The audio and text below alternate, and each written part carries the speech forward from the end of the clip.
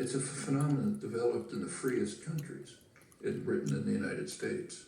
And the reason is pretty clear. It became clear by, say, a century ago, that it was not going to be so easy to control the population by force. Too much freedom had been won. Labor organizing, parliamentary labor parties in many countries, women started to get the franchise and so on. So you had to have other means of controlling people. And it was understood and expressed that you have to control them by control of beliefs and attitudes. Well, one of the best ways to control people in terms of attitudes is what the great political economist Thorstein Veblen called fabricating consumers.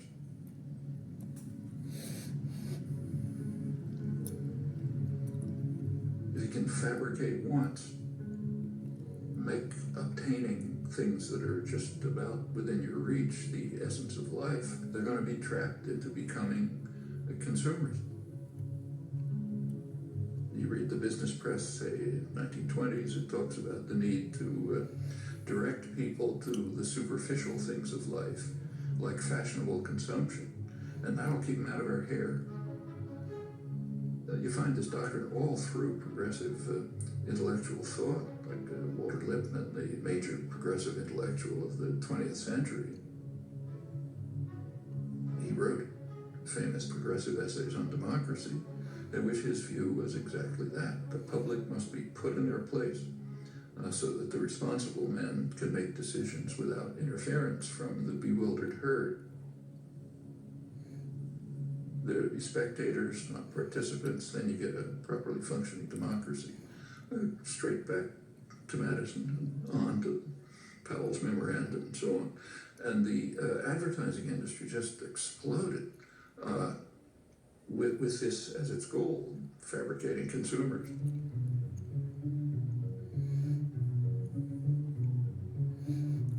And it's done with great sophistication. You don't see many wild stallions anymore. He's one of the last of a wild and very singular breed. Come to Marlboro country. The ideal is what you actually see today, where, let's say, teenage girls, if they have a free Saturday afternoon, will go walking in the shopping mall, not to the library or somewhere else. The idea is to try to control everyone, to turn the whole society into the perfect system. The perfect system would be a society based on a dyad, a pair. The pair is you and your television set, or maybe now you and the internet, in which that presents you with what the proper life would be, what kind of gadgets you should have. And you spend your time and effort gaining those things which you don't need, you don't want, maybe you'll throw them away. But that's the measure of a decent life. What we see is in, say, advertising on television. If you've ever taken an economics course, you know that markets are supposed to be based on informed consumers making rational choices. Well, if we had a system like that, a market system, then a television ad would consist of, say, General Motors putting up information saying, here's what we have for sale. That's not what an ad for a car is. An ad for a car is a football hero, an actress, the car doing some crazy thing like going up a mountain or something. The point is to create uninformed consumers who will make irrational choices. That's what advertising is all about. And when the same institutions, PR system, runs elections, they do it the same way.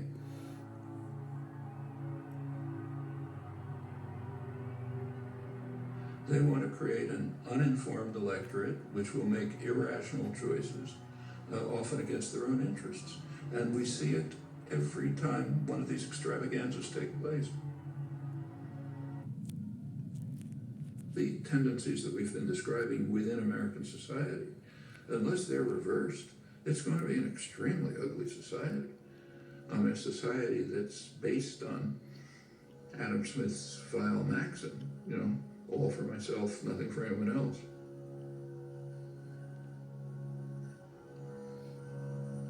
a society in which normal human instincts and emotion of sympathy, solidarity, mutual support, in which they're kind of like driven out. That's a society so ugly, I don't even know who'd want to live in it. I wouldn't want my children to.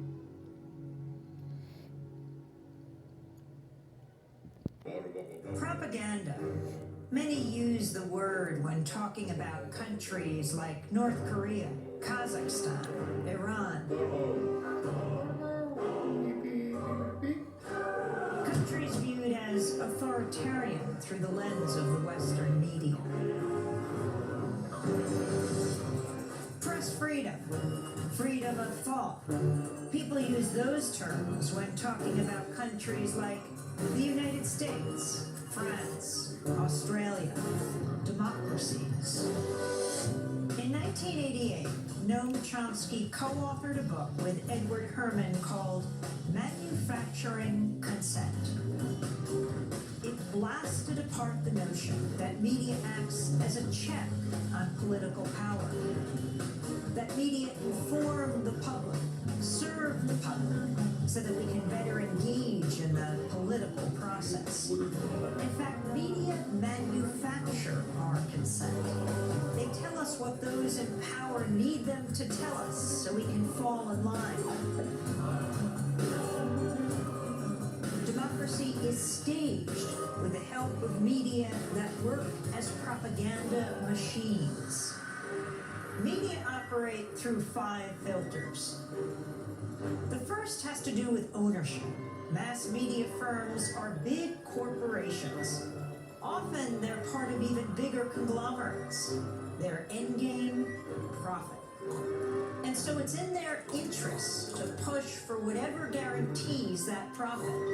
Critical journalism takes second place to the needs and interests of the corporation.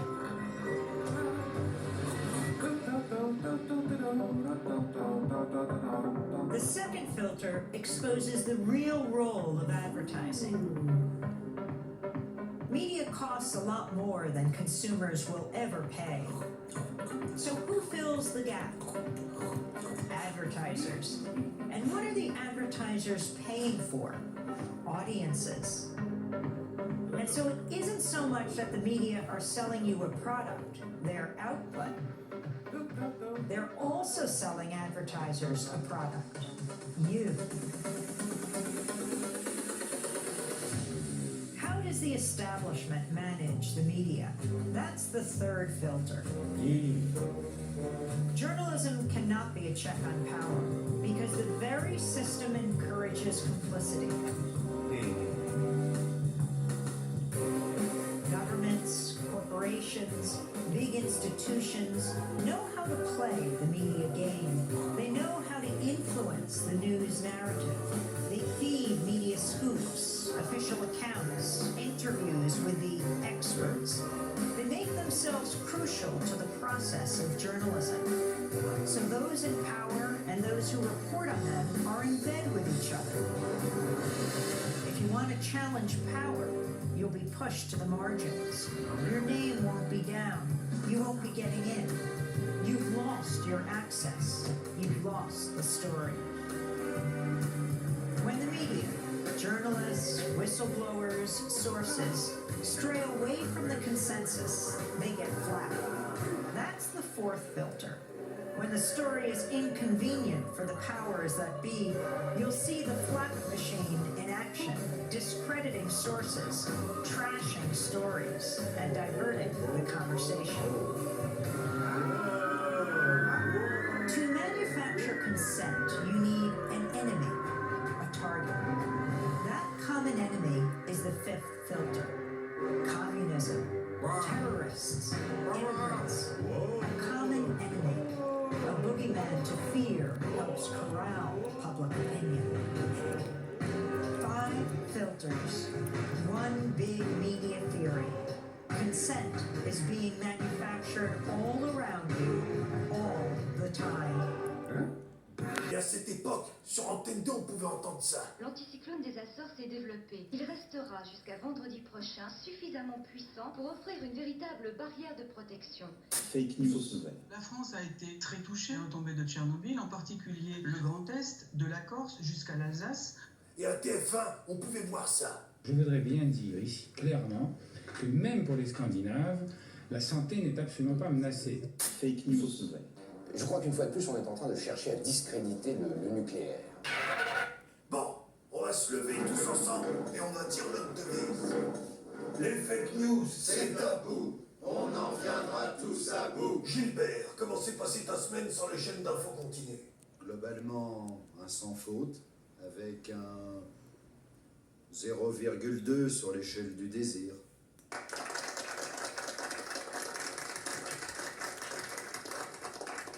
Je vous souhaite à tous le même cursus que Gilbert. À toi, André. Je pense avoir déjoué quelques pièges basiques. T'es sûr? Voilà, c'est tout. Ça s'est bien passé. C'est tout. C'est tout. T'as pas regardé BFM TV?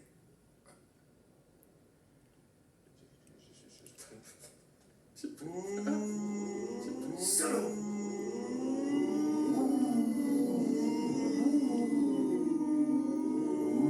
Les fake news, c'est à vous. On en viendra tous à bout. Les fake news, c'est à vous. On en viendra tous à bout. Travailler l'opinion publique, premièrement en cachant les intérêts, cacher l'histoire, diaboliser l'adversaire, se présenter en défendant les victimes, monopoliser le débat et empêcher les opinions adverses. Malheureusement, il faudra dans les heures qui viennent des frappes ciblées sur ces colonnes de chars qui sont en train d'arriver aux portes de Benghazi et qui s'apprêtent à y faire un carnage annoncé. Fake news, fausse nouvelle. Nous avons interviewé par exemple Bernard-Henri Lévy pour cet ouvrage qui a été une sorte de ministre des Affaires étrangères bis, qui dit dans le livre, d'accord, il n'y a pas eu de massacre de population civile. Vous savez, quand on fait donner des avions de chasse contre des manifestants, comme Kadhafi l'a fait à Tripoli, des avions de chasse contre des manifestants, on est clairement dans des crimes justiciables de la Cour pénale internationale de la haie. Fake news, fausse nouvelle. Il a été dit que l'aviation de Kadhafi avait bombardé la population civile. Et là, vous avez même des généraux américains qui vous disent... Mais c'est pas vrai, c'est pas vrai, cette scène n'a pas existé.